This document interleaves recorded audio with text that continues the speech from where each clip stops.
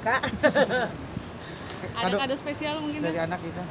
Kalau kado spesial sih nggak ada karena hari-hari kita kan udah ketemu di rumah ya. Cuman yang unik itu adalah biasa tuh kalau sebelum pandemi ya pasti kita disiapkan untuk ada di sebuah momen surprise. Jadi dari dulu kan memang aku punya kebiasaan ada ucapan selamat surprise di jam 12 malam gitu. Jadi yang di kali ini aku udah bisa ketaker orang rumahnya semuanya ada di situ. Jadi ya mau nggak mau cuman aku gini, mau dikeluarin sekarang nggak kuenya? Jadi gue yang lagi, oh iya deh dikeluarin udah tiup lilin. Tapi yang paling disyukuri itu adalah di ulang tahun ini komplit berempat, yang satu nggak lagi ngelayap kemana, aku juga nggak lagi pulang MC. Jadi bener-bener yang, iya ya gila ya bahwa di pandemi ini emang harus bener-bener lebih kerasa gitu. Nah cuman surprise-nya malah nggak diduga besok paginya. Mamaku yang dari Bogor tau datang di saat aku baru bangun tidur, gak pakai apa-apa, maksudnya gak pakai baju pergi gitu ya, gak ada alis, rambut gue lagi cutbray, nyokap gue masuk jam 7 pagi, happy birthday, itu aku langsung karena mama yang jarang ketemu, karena kan sekarang lagi pandemi kita gak bisa ketemu terus, mama datang pakai masker, kelihatan banget gitu bahwa oh iya benernya di situasi ini lagi pandemi, nyokap datang pakai masker, bawain kue, sedih aja gitu loh bahwa oh ada yang jauh lebih berharga bahwa ibu sendiri bisa datang nyiapin jam 7 pagi udah nyampe Jakarta ketemu aku. Itu sih kado yang hebatnya. Yang ngucapin pertama siapa itu? Yang pasti ya pada saat jam 12 malam ya ya penghuni yang hari-hari ya Pak. Suamiku Benny, Rafa dan Manuel karena mereka ketemu di jam 12 malam ya sama aku lagi nonton TV. Aku cuma gini, nggak usah ada surprise ya kalau mau keluarin kuenya sekarang aja. Tambah umur gimana nih? Tambah umur, oh tambah sering lupa. Kenapa tuh? Kan namanya umur kadang banyak kegiatan, banyak hal-hal. Tambah umur sih kalau menurut aku ya, umur itu kan cuma angka, tapi aku malah berusaha bahwa di saat umur itu bertambah jangan langsung ada label bahwa lo tua, lo nggak bisa apa-apa, lo nggak bisa keren, lo nggak bisa asik. Di sini kita mesti ngerubah stigma seperti itu.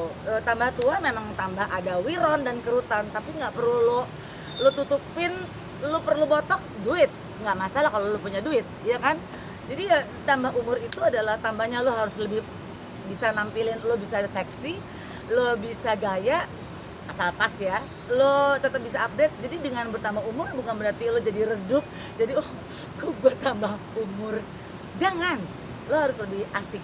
Nih gue tambah umur langsung rubah rambut. Usia berapa? Ya ampun Pak, masa lo ngira gue udah banyak banget umurnya? Pasti. Gue udah 49. Tetap awet muda gimana itu? Masa? Makan mecin Kak. Ya karena mungkin gak terlalu banyak hal yang dipikirin dalam arti kata aduh gila ya nih lagi udah begini umur makin nambah ini.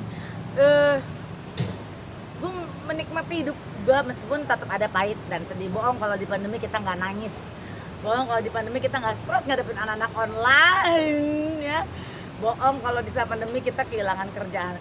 Pasti gitu, apalagi pekerjaan kayak kita ini pekerja seni itu kan energinya ada di panggung, ada di ketemu orang banyak gitu, terus kenikmatan berkreasi kita tuh ada di situ gitu. Itu harus hilang karena emang situasinya tidak membuat kita hidup di situ. Itu stres ya, apalagi aku orang radio, kita harus cut off semuanya, kehilangan duit pasti. Tapi buat aku tuh selain kehilangan duit ada kehilangan energi yang bisa dikeluarin bahwa keinginan gue tuh masih pengen untuk bisa ada di panggung dan lain sebagainya, ketemu banyak orang. Tapi ya itu harus kita tekan. Ya paling nggak ya mau nggak mau jadi berdamai dengan situasi. Di rumah bikin kue, wow jelas gue nggak bisa. Bikin masakan kayak orang-orang gue pengen mencari kreatif yang lain bikin ini. Pas pada saat bikin anak-anak bilang gini, mah kenapa kita nggak pesen aja? Yaudah jadi ya menikmati semua yang harus dilakukan ada di rumah gitu aja sih. Persiapannya apa biar di? ini nutup lingkungan juga atau gimana tuh? Puji Tuhan, alhamdulillah uban gue masih bisa dihitung sih Kak. Kadang ada, kalau ada cuma gini, ada uban. Tapi kalau rambut enggak sih, aku kalaupun dia tumbuh dan ada, nggak pernah aku tutupin. Ya bersyukurnya memang tidak rame sih si uban. Tapi kan sekarang anak-anak sekarang juga nggak perlu nunggu umur udah matang gitu ya. Banyak juga anak muda yang beruban. Jadi uban bukan label bahwa lo udah tua dan lo udah rayut. Di Yes bos. umur bertambah nih, kerjaan kan ya biasanya kan Berubah. orang nyari yang lebih muda ya.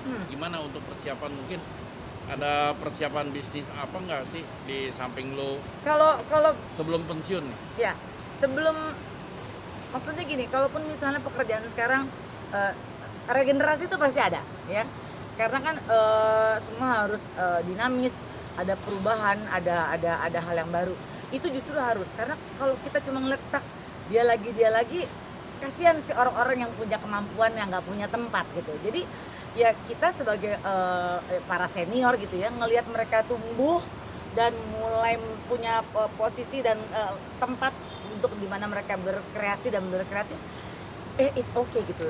Tapi ya balik lagi, semoga mereka bisa mempertahankan kualitas. Kalau aku sih ngeliatnya gitu. Mereka muncul, mereka viral bukan karena lo mirip siapa jadi viral, then what?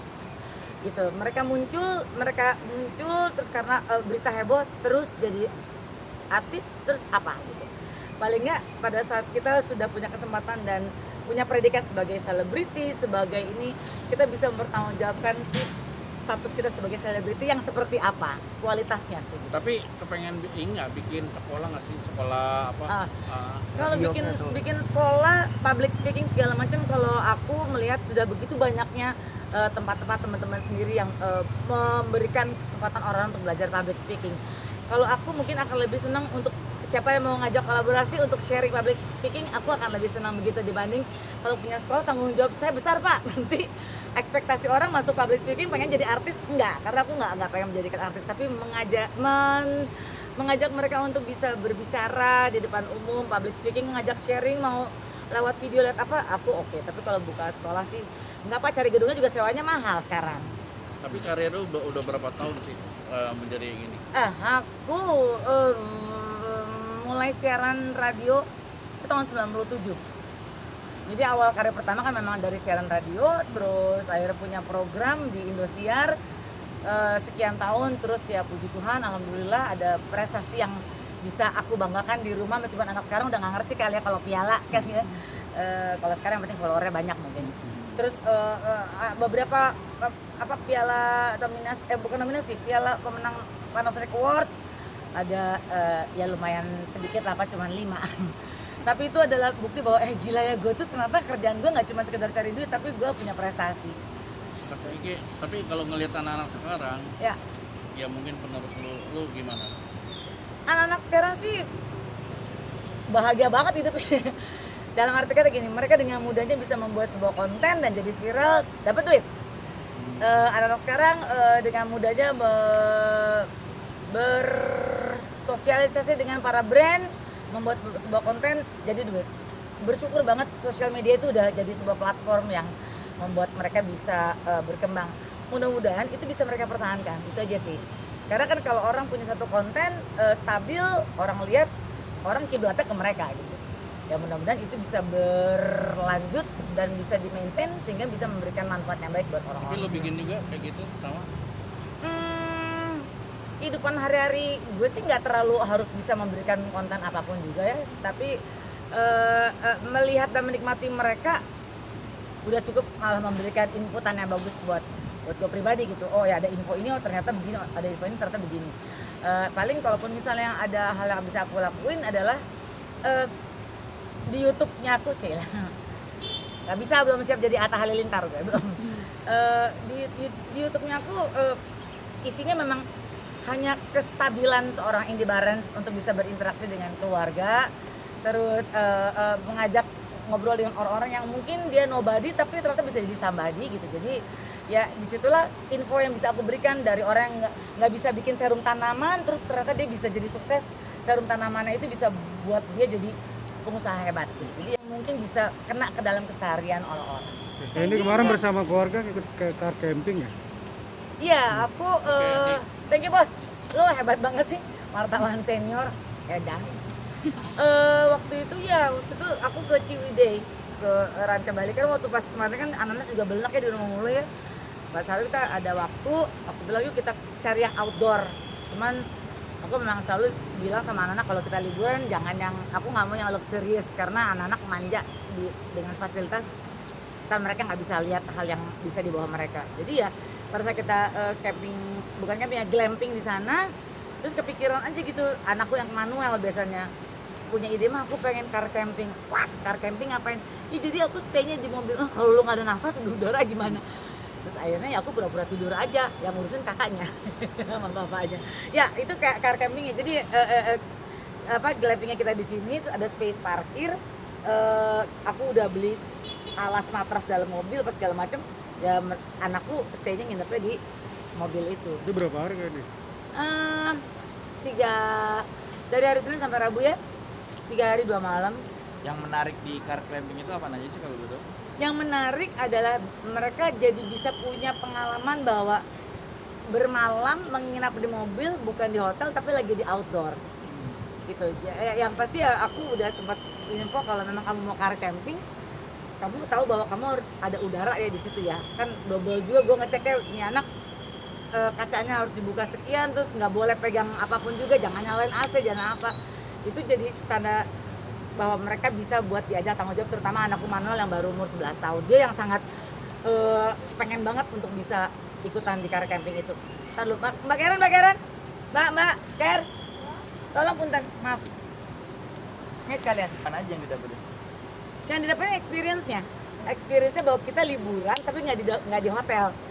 Kita liburan tapi stay-nya di dalam mobil gitu. Jadi ya anakku aku bekali untuk mama udah bawa selimut, mama udah bawa matras yang buat khusus tidur di mobil. Kamu pompa sendiri, kamu siapin sendiri, safety-nya kamu atur sendiri. Kita tinggal double check. Aku juga nggak mau tetap pagi-pagi anakku gak napas ya cowok gitu. Jadi tanggung jawab dia untuk bisa tidur enak, dan besoknya kalau malamnya lo cranky karena nggak bisa tidur, paginya jangan rese ya gitu.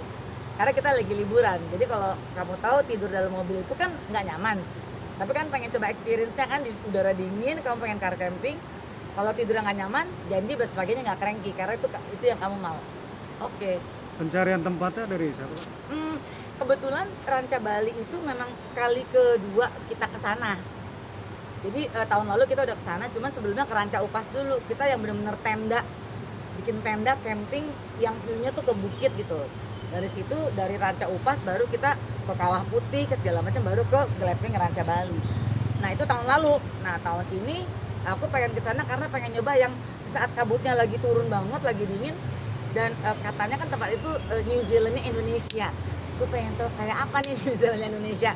Memang bener kabutnya lagi turun banget, dan situ Patenggang itu juara sih, bagus sih buat aku sih gitu. Ini anak dan keluarga suka alam apa gimana, Pak? Iya, aku sih sebetulnya memang dari dulu udah bilang bahwa kalau liburan bersiap untuk tidak di fasilitas hotel yang bagus. Kalaupun nanti ujungnya aku kasih surprise mau hari terakhir ada hotel yang bagus untuk kita inepin, ya itu adalah bonus bahwa di antara lo tidur di hotel yang biasa tapi kita explore tempat yang juara, endingnya karena lo attitude-nya bagus, lo nurut, lo explore, gongnya terakhir di hotelnya bagus gitu. Mungkin bisa dibilang kan lagi pandemi kayak gini kan nggak usah kemana-mana nih. Lagi ada bencana